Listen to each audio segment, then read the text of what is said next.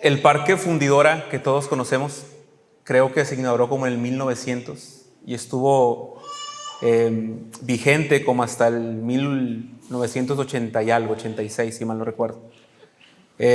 Los que son de Honduras y de Cuba, una de las poquitas cosas que tenemos para presumirles es el Parque Fundidora, así que si algún día van, ahí lo van a conocer.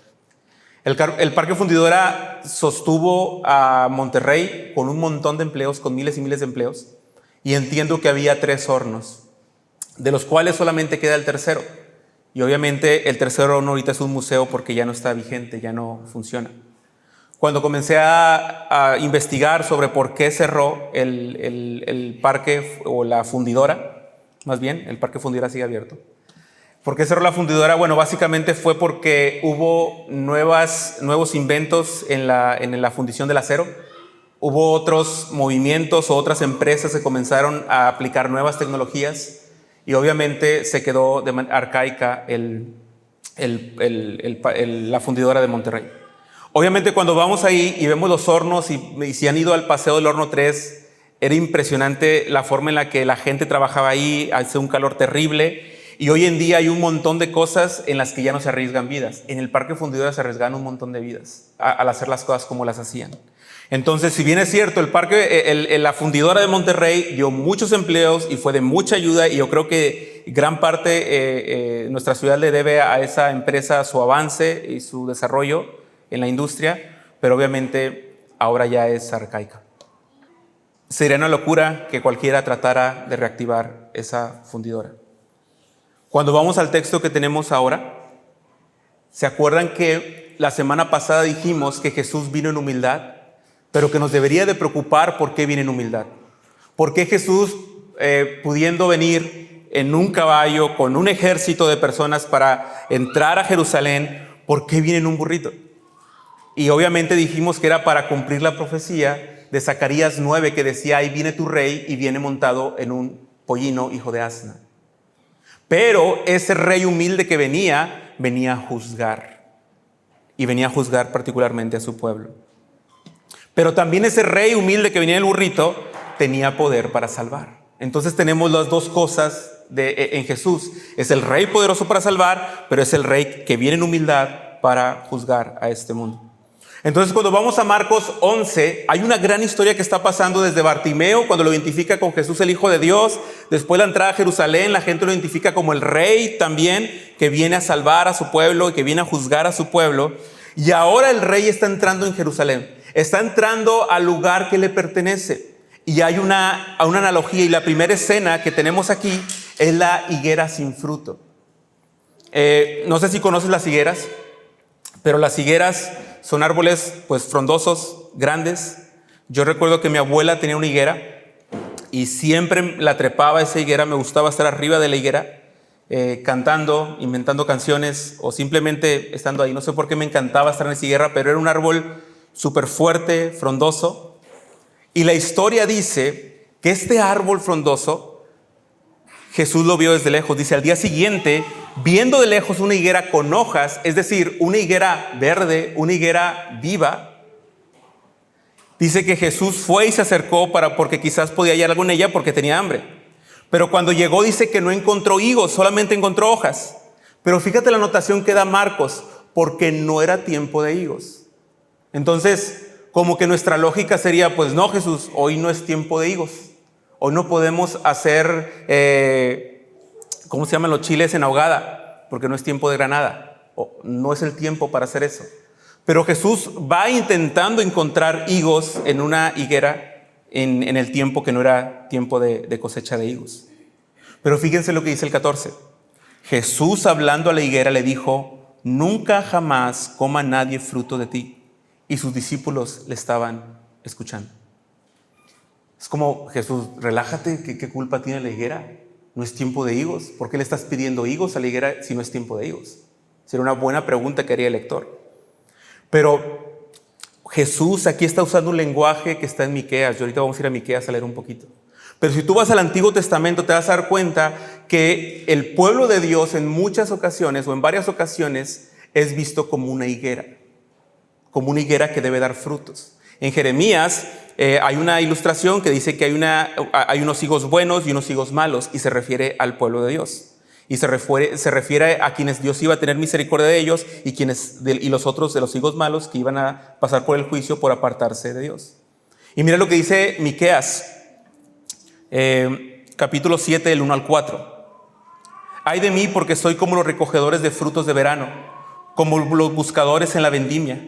No hay racimo de uvas que comer, ni higo temprano que tanto deseo.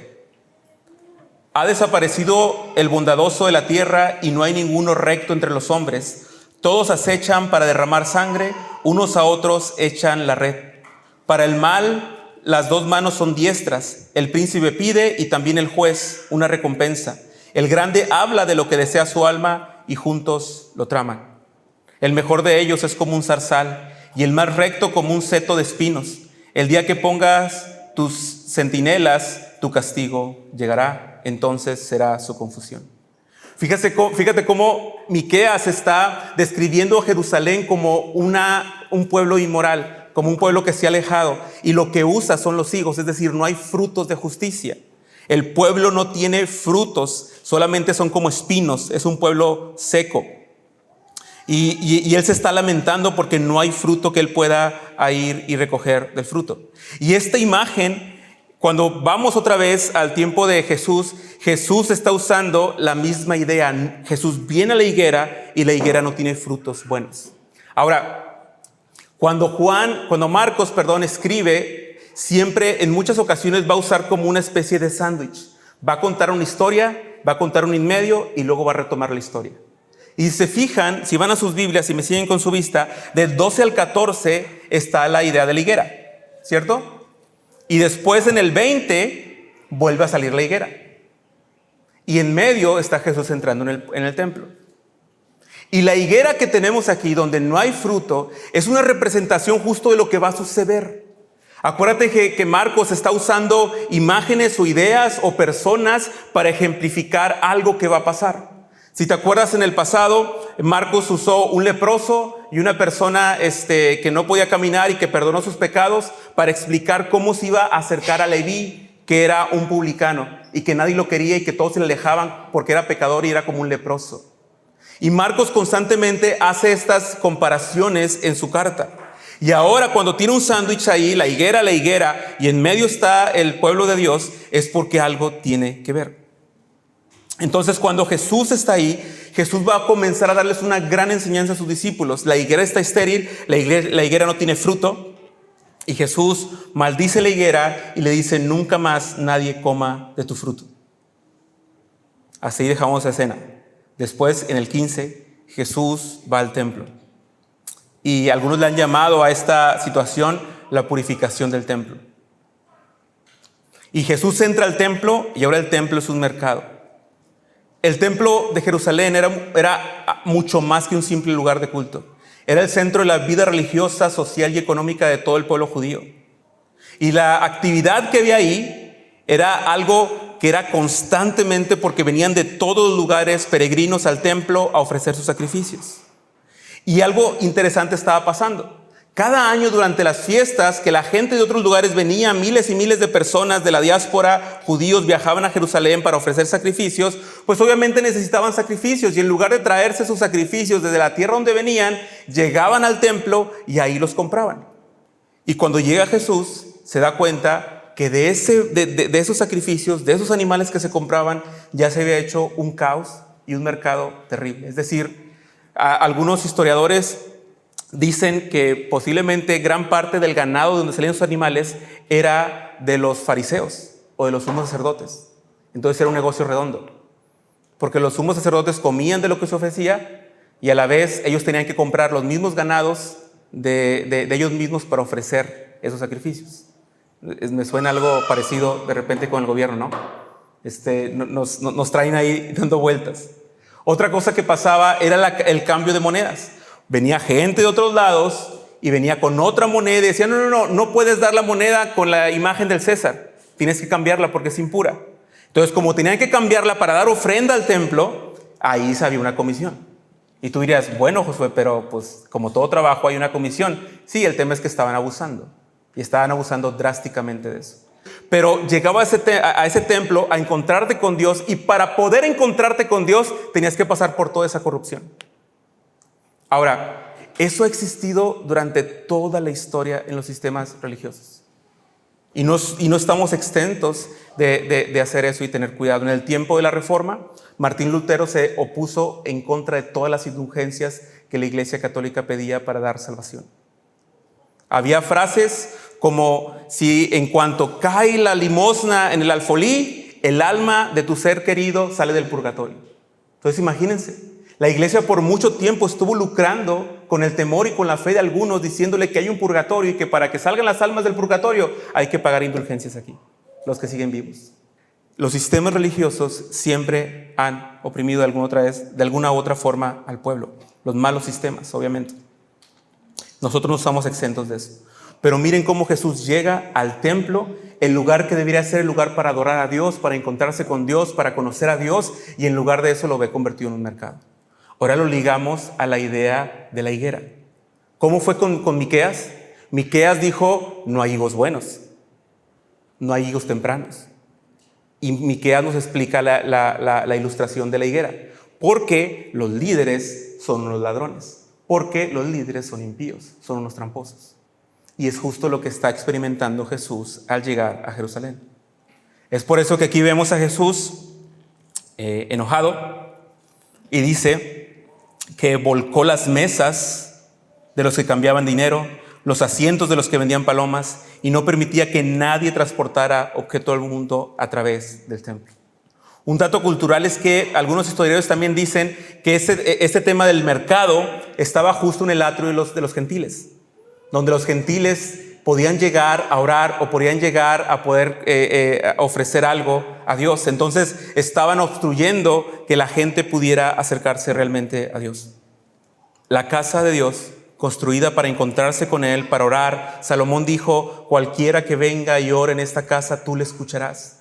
Estaba siendo, obviamente, corrompida por todo este mercader, por todos estos que estaban vendiendo, por todos estos que estaban lucrando con la fe de las personas ahí. Y Jesús comenzó a enseñar y dijo lo siguiente: no está escrito: mi casa será llamada casa de oración para todas las naciones, pero ustedes la han hecho cueva de ladrones. Y Jesús está citando un pasaje de Isaías 56 que está escrito: no está escrito: mi casa será llamada casa de oración por todas las naciones, en Isaías 56:7, y esto resalta el propósito del templo, el propósito universal del templo. Y después dice: ustedes la han hecho cueva de ladrones, citando una profecía de Jeremías 7:11. Dice Jeremías 7:11: es cueva de ladrones delante de vuestros ojos esta casa sobre la cual es invocado mi nombre. He aquí, también yo lo veo, dice Jehová. Y este pasaje de Jeremías denuncia la falsa confianza del pueblo de Dios, creyendo que la simple presencia del edificio los protegía de las consecuencias de sus pecados. De hecho, en Jeremías vemos que ellos se refugiaban en el templo de sus enemigos. Estaban desobedeciendo a Dios, estaban yendo en contra de la palabra del Señor, pero ellos creían que por ir al templo ellos iban a estar seguros. Y es Jeremías precisamente el que les profetizó por ahí del 600 que el templo de Jerusalén iba a ser destruido por manos de Nabucodonosor. Esta gente había puesto su esperanza completamente en ese templo y no había puesto su esperanza en Dios. Y cuando Nabucodonosor viene, destruye el templo por completo y se lleva a algunos cautivos a Babilonia, y ahí vienen las historias de Daniel y sus amigos, ¿se acuerdan de ellas? Es en ese tiempo cuando el templo fue destruido. Es interesante porque fue destruido el lugar donde la gente tenía puesta su esperanza. Y la gente, tanto en el tiempo antiguo como en el tiempo de Jesús, tenía cierto misticismo, o tenía una fe mística o una fe como supersticiosa en las cosas y en el templo. Ellos pensaban que podían hacer lo que quieran con tal de persignarse y estar en el templo. Ellos querían que pudieran vivir su vida como sea, alejados de Dios, siempre y cuando trajeran sus sacrificios y sus palomas para el templo. Entonces, no solo los líderes estaban corrompiendo ese lugar, sino que las personas que también se acercaban a este lugar estaban corrompidas por no entender el significado del templo, que era un lugar de oración, que era un lugar que iba a ser declarado casa de oración para todas las naciones. Y eso tiene un montón que ver contigo y conmigo. Yo recuerdo que tenía un amigo que era el más grosero del mundo y comenzó a ser grosero desde bien chavito. Si alguna grosería que no sabía la aprendí de él. Y recuerdo que una vez íbamos en una camioneta porque veníamos de jugar fútbol, jugábamos en equipo de fútbol, y él tenía mucho carisma y venía diciendo un montón de tonterías. Venía hablando como, pues bien mal, o sea, como si fuera un hombre de 45 años, hablando de un montón de cosas. Pero recuerdo que pasamos por una iglesia católica. Él iba hablando, pasamos por la iglesia católica, él se cayó y él se persinó. Guardó silencio un ratito y continuó. Pienso que muchas veces nosotros hacemos algo similar. Creo que me han preguntado, ¿cómo le llamamos a este lugar? ¿El templo, la iglesia, el edificio, el santuario? Y digámosle como queramos, pero tengamos cuidado de darle un valor que no tiene lugar, como esa gente lo tenía. La reunión de la iglesia tiene sentido porque vienes y escuchas la palabra del Señor. La reunión de la iglesia tiene sentido porque venimos y adoramos a Dios junto con nuestra familia, porque oramos y porque nos sujetamos a su palabra. No tiene sentido tener un lugar adornado o remodelado, lleno con muchas actividades, si ese lugar no está cumpliendo el objetivo de la reunión de la iglesia. Y más aún, que el templo de Jerusalén fue destruido en el año 70. Y esto lo vamos a ver más adelante porque Jesús lo profetizó. Y así fue. Ya no existe el templo. Actualmente es como el Parque Fundidora. Solamente existe un muro que se llama el Muro de los Lamentos, que es lo último que queda de ese lugar. Y de hecho creo que hay una mezquita musulmana donde antes fue el templo de Jerusalén. Y es interesante porque la palabra de Jesús resuena hasta ahora. Nunca jamás nadie coma fruto de ti. Nunca más nadie coma fruto de ti. Y luego va y purifica el templo. Y luego va y se ajusticia a las personas del templo.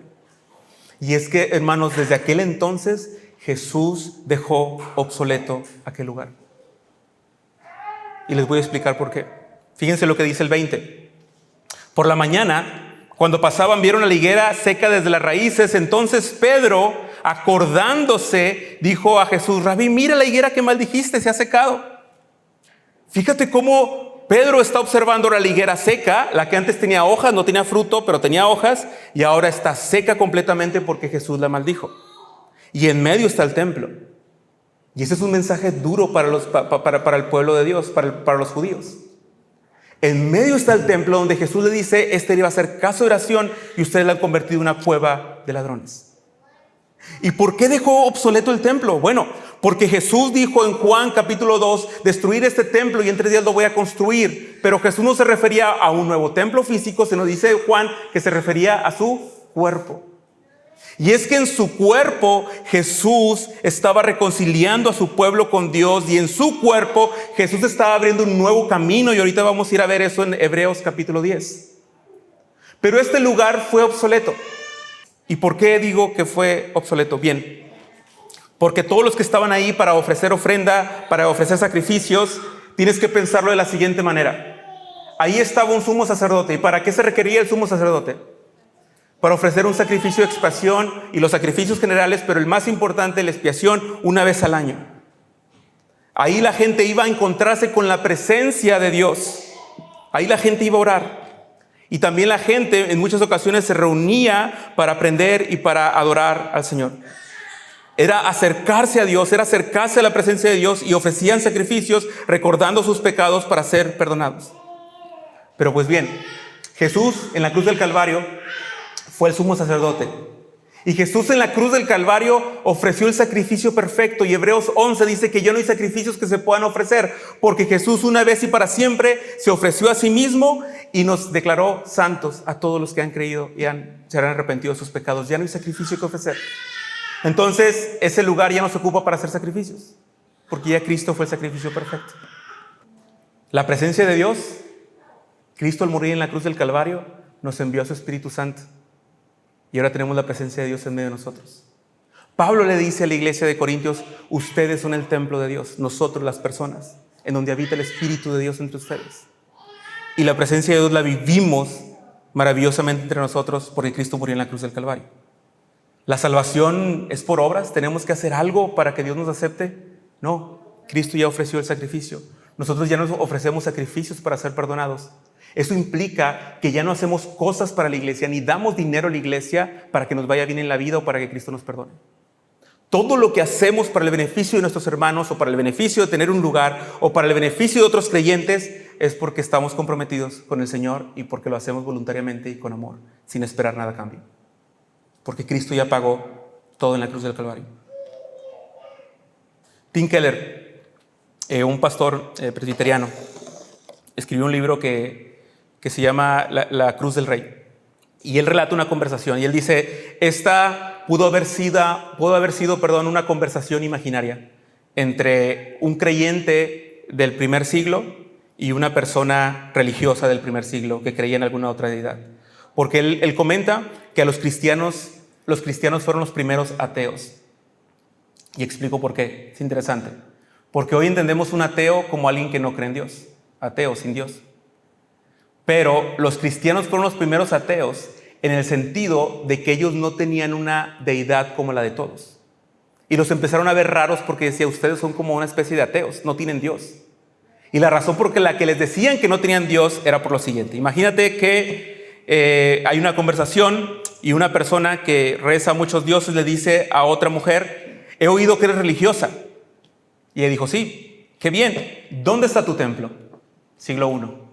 ¿El templo? ¿Qué pasó con el templo? Estaba destruido. Y esta hermana del siglo I diría, o del siglo II diría, no tenemos templo. Responde la cristiana. Jesús es nuestro templo. Y de repente la otra mujer se sorprende y dice, pero ¿y sus sacerdotes? ¿Dónde sirven sus sacerdotes si no tienen un templo? Y la mujer vuelve a responder, no tenemos sacerdotes humanos. Jesús es nuestro sacerdote y está a la diestra del Padre e intercede por nosotros. Esta mujer ya no entiende bien y dice, ¿y sus sacrificios? ¿De dónde ofrecen sus sacrificios? Y esta mujer responde, no necesitamos sacrificios, Jesús es nuestro sacrificio. Y por eso los vecinos de aquel entonces dirían, ¿qué clase de religión es esta? El cristianismo rompía radicalmente con las estructuras religiosas tradicionales, porque Jesús cumple todas las funciones esenciales del templo, el del sacerdote, de los sacrificios, debido a la plenitud de Cristo como la cabeza de la iglesia, el primogénito entre los muertos, y en que el Padre se complació en hacer habitar toda su plenitud. Ya no necesitamos recurrir a los antiguos oficios como mediadores entre Dios y su pueblo. Cristo lo llena todo y en todos. Él dirige, edifica y cuida a su iglesia con perfección. Él es suficiente. Y lo que estamos viendo acá en la parte de Marcos nos estamos dando cuenta cómo Jesús está declarando inservible, obsoleto el sistema de los sacrificios del Antiguo Testamento. Porque los sacrificios del Antiguo Testamento apuntaban a Cristo, solamente eran sombra de lo que había de venir. Y Jesús, como el hijo de David, está viniendo al templo a poner orden, porque interesante, ¿se acuerdan quién construyó el primer templo? Salomón. ¿Por qué Salomón? Porque David quería construirle casa a Dios. ¿Se acuerdan de esa historia? David estaba bien contento en su casa, en su palacio, y dice, ¿cómo yo voy a estar en un palacio y Dios está allá en una carpa en el tabernáculo? Eso no se puede. Voy a hacerle una casa nueva a Dios. Voy a edificarle un templo, le voy a construir casa. Y cuando David dice eso, Dios le dice, a ver, tranquilo, yo soy quien te construye casa a ti. David, yo no necesito de ti. Tú eres el que necesitas de mí. Tú tienes un nombre porque yo te lo di. Y le dijo más bien, un hijo tuyo va a construir una casa a mí. Y yo voy a afirmar su reino y su reino será un reino eterno. Y todos sabemos nuevamente que Salomón construyó la casa del Señor. Pero esa casa, ese templo fue destruido en el 586. Después lo reconstruyeron después del cautiverio por el 525 en adelante. Y después ese templo volvió a ser destruido en el año 70. Y no hay templo ahora. Entonces, históricamente, ¿a qué templo se estaba refiriendo la profecía del Hijo de David? A la profecía de Cristo. Él es el que ha cumplido cabalmente con construir un nuevo edificio en Él, en su muerte y en su resurrección, para que no volvamos atrás. Jesús es nuestro nuevo templo. Jesús abrió un nuevo camino. Jesús es suficiente para nosotros. Y miren, ahora sí vamos a Hebreos capítulo 10. Ve conmigo a Hebreos capítulo 10. Dice 10, 11 en adelante. Ciertamente todo sacerdote está de pie día tras día ministrando y ofreciendo muchas veces los mismos sacrificios que nunca pueden quitar los pecados. Pero Cristo, habiendo ofrecido un solo sacrificio por los pecados para siempre, se sentó a la diestra de Dios, esperando de ahí en adelante hasta que sus enemigos sean puestos por estrado de sus pies. Porque con una ofrenda Él ha hecho perfecto para siempre a los que son santificados. Y también el Espíritu Santo nos da testimonio, porque después de haber dicho, este es el pacto que haré con ellos después de aquellos días, dice el Señor, pondré mis leyes en su corazón y en su mente las escribiré, y nunca más me acordaré de sus pecados e iniquidades. Ahora bien, donde hay perdón de estas cosas, ya no hay ofrenda por el pecado. Entonces, hermanos, puesto que tenemos confianza para entrar al lugar santísimo por la sangre de Jesús, antes no se podía entrar al lugar santísimo, solamente el sumo sacerdote una vez al año, pero ahora podemos entrar por la sangre de Jesús por un camino nuevo y vivo que Él inauguró para nosotros por medio del velo, es decir, su carne. Y puesto que tenemos un gran sacerdote sobre la casa de Dios, acerquémonos con corazón sincero, en plena certidumbre de fe, teniendo nuestro corazón purificado de mala conciencia y nuestro cuerpo lavado con agua pura. Mira lo maravilloso que dice, que seguimos teniendo un sumo sacerdote en la casa de Dios. Pero cuando dice casa de Dios ya no se refiere al templo, sino se refiere a la iglesia.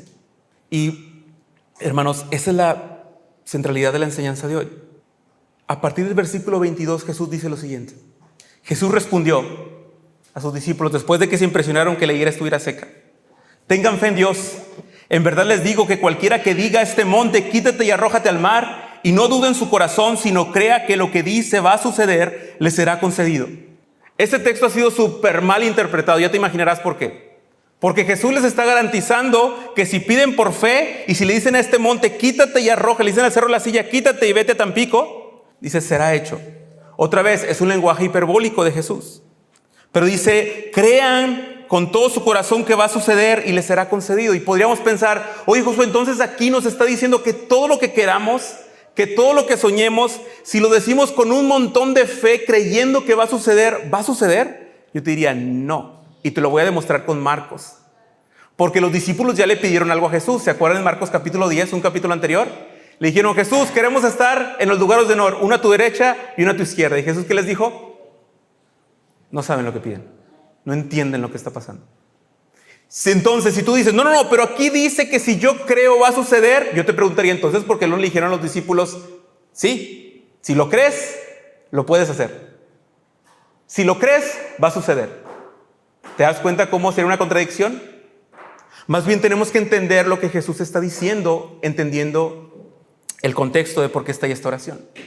Y la razón de por qué está ahí esta oración es porque Jesús les está garantizando que la fe en Él es mejor que ese sistema de sacrificios, porque Él ya está aquí y Él va a morir. Y si confías en Él, tienes fe en Él, tienes salvación, tienes vida y tienes frutos verdaderos. Dice, tengan fe en Dios. Ahora, otra cosa para demostrarte que no se aplica así. En todo el libro de Hechos, ¿viste a algún discípulo de Cristo trasladando montes? ¿Algún lado? ¿Qué los vimos hacer para actuar con fe? Extendiendo el reino de Dios, sufriendo, pasando prisiones, sanando a personas para que el reino de Dios se extendiera. Y vemos a los discípulos creyendo y confiando en que el reino de Dios se está estableciendo. Ellos no entendían bien el reino de Dios cuando pidieron estar a su derecha y a su izquierda, pero ahora Jesús les está enseñando la nueva modalidad del reino y les está diciendo, este es mi reino que viene con poder, y en mi reino todo lo que pidan en mi nombre, creyendo en su corazón, les será concedido. Y me encanta porque puedes recordar, deleítate a sí mismo en el Señor y el Señor concederá las peticiones de tu corazón. Y otra vez, pasajes que hablan sobre la fe, que hablan sobre la bondad de Dios, mal entendidos. ¿Quiere decir que si yo vengo y canto, Dios va a concederme todos mis deseos? No, el texto está diciendo que te deleites en el Señor. El texto está diciendo aquí a los discípulos que entiendan qué clase de rey es Él. Porque una vez que estás en el reino de Dios y pides conforme a la voluntad de Dios, claro que será concedido. Creo que han escuchado o nos enseñaron que Dios tiene 3 respuestas cuando le pides algo. ¿Sí? ¿No? Y la otra es espérate, ¿no? Es lo que nos han dicho. Pero hay una oración a la cual Dios siempre va a decir sí. Y esa oración es: Señor, que venga tu reino. Haz tu voluntad de nosotros, en el cielo como en la tierra. Guíanos a tu voluntad. Guía a mi familia a tu voluntad. Fortaléceme para ser un padre conforme a tu reino. Fortaléceme para ser un esposo conforme a tu reino. Y fortalécenos para ser una iglesia conforme a tu reino, a tu palabra. Y para eso hay una fuente de vida y del Espíritu Santo que nos va a conducir hacia eso. ¿Cómo te lo demuestro? Con lo que sigue. Fíjate lo que dice el 24. Por eso les digo que todas las cosas por las que oren y pidan, crean que ya las han recibido y les serán concedidas. Y cuando estén orando, dice, perdonen si tienen algo contra alguien, para que también su Padre que está en los cielos les perdone a ustedes sus transgresiones. Pero si ustedes no perdonan, tampoco su Padre que está en los cielos perdonará sus transgresiones. Ah, caray, ¿qué tiene que ver el perdón? Bueno, hay una cláusula. Y para poder estar en el reino de Dios implica que yo he sido perdonado. Y nadie puede orar diciendo, Señor, yo quiero avanzar en tu reino, yo quiero vivir para tu reino, y yo estoy acá enojado o amargado con alguien o enemistado con alguien. Es una evidencia de que estamos en el reino. Los discípulos acaban de pelear, ¿se acuerdan? Yo estoy a tu derecha y a tu izquierda. ¿Y qué pasó con los otros? Se enojaron con ellos. Y Jesús les está diciendo a sus discípulos, no pueden estar divididos en el reino. Porque la distinción de estar en el reino es que hay fruto de perdón. Por eso la idea de este texto es que el fruto que Jesús buscaba en la higuera y que no encontró, solamente lo encontramos en la iglesia del Señor que vive creyendo en su sacrificio. Es decir, Jesús fue a la higuera cuando no era tiempo de higos. Pero como Jesús es el Señor, no importa. La higuera tiene que dar higos cuando Él diga. Podría ser que Dios viene a tu vida y demanda frutos de ti y tú dices, no, espérame, Señor, porque yo estoy en un proceso distinto. No importa. Cuando Dios demande frutos de ti, tú puedes darlos no porque tú eres capaz, sino porque Él murió por ti en la cruz del Calvario para salvarte y te dio salvación y vida. Y cuando Cristo viene a observar nuestras vidas, observa nuestras vidas y demanda fruto de nosotros, te digo algo, hermano, puedes darlo. Tienes la capacidad de hacerlo. Sé que cada quien vive situaciones difíciles, todos tenemos tentaciones diferentes, todos tenemos decisiones que tomar diferentes, pero estoy seguro que puedes hacerlo porque la obra de Cristo Jesús en la cruz del Calvario, si realmente te arrepentiste de tu pecado y confiaste en Él con todo tu corazón, su Espíritu Santo está en ti y puede hacer que des fruto. Puedes hacerlo, no por tus obras, no por tu corazón, sino por la presencia del Espíritu Santo en tu vida. Y Jesús está llamando a sus discípulos a vivir esta reconciliación. No puedes estar en el reino si no entiendes que eres pecador y fuiste perdonado por Cristo. Y hay muchas formas en este tiempo de lidiar con la culpa. Hay formas psicológicas de lidiar con la culpa. Hay sabiduría popular para lidiar con la culpa. Pero los creyentes lidiamos con nuestra culpa y con nuestro pecado yendo a la cruz del Calvario y siendo perdonados. Y volteando a ver a los demás y aprendiendo a amarlos y a perdonarlos porque nosotros fuimos perdonados. Y esa es la evidencia de que estamos en el reino de Cristo. Y te digo algo, ahora voltea a ver, imagínate que somos los discípulos, estamos con los discípulos de Jesús. Ya vimos la higuera frondosa, Jesús se enojó en el templo, vimos la higuera seca, Jesús nos enseña sobre el perdón y volteamos atrás.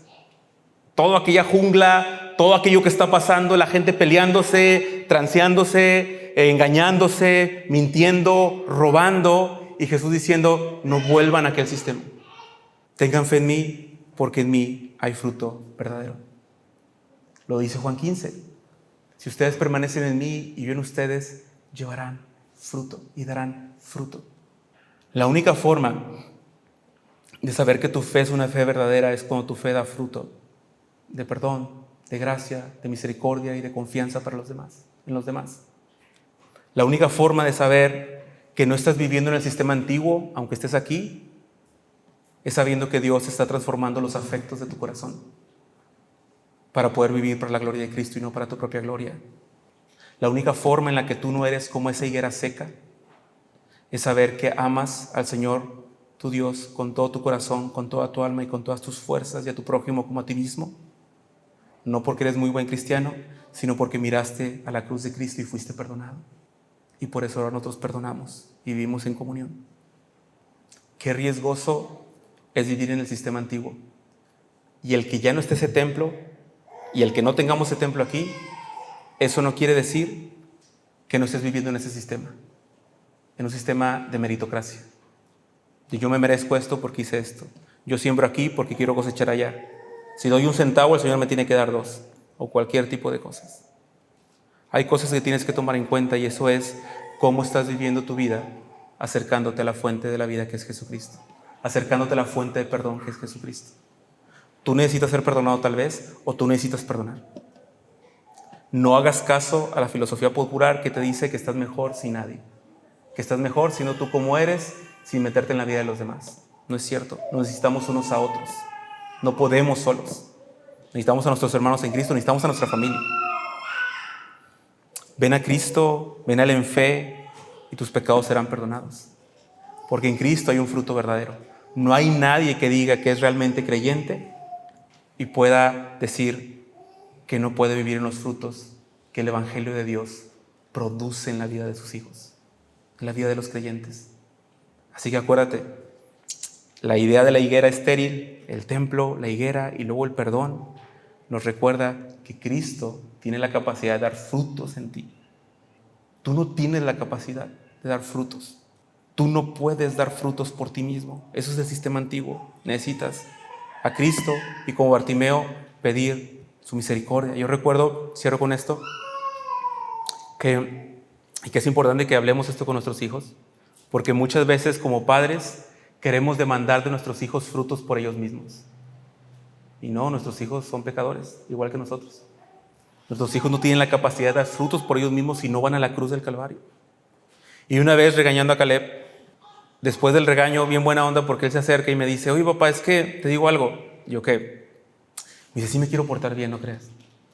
Y yo realista, porque sí me quiero portar bien, pero te digo algo. Yo, ¿qué? No puedo, me dice. Y cuando él me dijo eso, dije: tal vez yo estoy instruyendo a mi hijo sin el Evangelio. Tal vez yo estoy demandando algo de él que él no puede, y creo que el camino es más largo, y creo que tenemos que enseñar a nuestros hijos a hablar nuestras rodillas, a decir: Señor, yo me estoy desviando de tu palabra, te desobedecemos constantemente, necesitamos de tu gracia que nos perdona, nos renueva y nos ayuda a vivir de una forma digna del Evangelio. Pero tú y yo como papás estamos en el sistema antiguo muchas veces. Somos legalistas como nosotros solos. Y creo que tenemos que comunicarles mejor el Evangelio a nuestros hijos. Creo que tenemos que comunicar el Evangelio mejor a nuestra esposa y a nuestro esposo. Entre nosotros como hermanos. Cuando un hermano te ofenda, acuérdate que es pecador igual que tú y a veces se equivoca. Pero acuérdate también que él no tiene la capacidad de cambiar por sí mismo, sino que ora a él porque Dios tenga misericordia de ustedes y pueda reconciliarlos.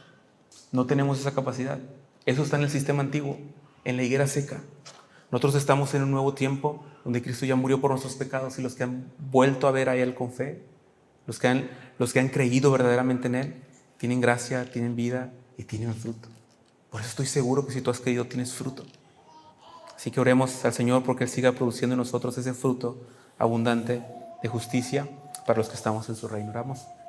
Padre, gracias por toda tu misericordia, por tu bondad y por tu gracia en Cristo Jesús. Gracias por nuestros hermanos, gracias por nuestra iglesia, gracias por nuestra familia, y oramos, Señor, y rogamos que los frutos de tu Evangelio estén en medio nuestro, que los frutos de una vida transformada puedan ser evidentes a nuestro alrededor, que podamos deleitarnos, Señor, al acercarnos a nuestros hermanos y poder analógicamente, Señor, comer del fruto, que podamos ser nutridos con el amor de nuestros hermanos, de nuestra familia, de nuestros padres.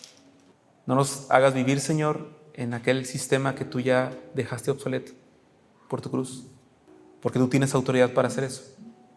Y tú nos diste vida cuando viniste a morir en la cruz del Calvario.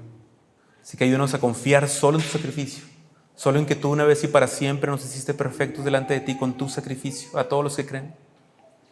Y guíanos, Señor, en el nombre de Cristo Jesús, a confiar y a depender completamente de ti en todo momento. Te bendecimos y te alabamos en Cristo Jesús. Amén.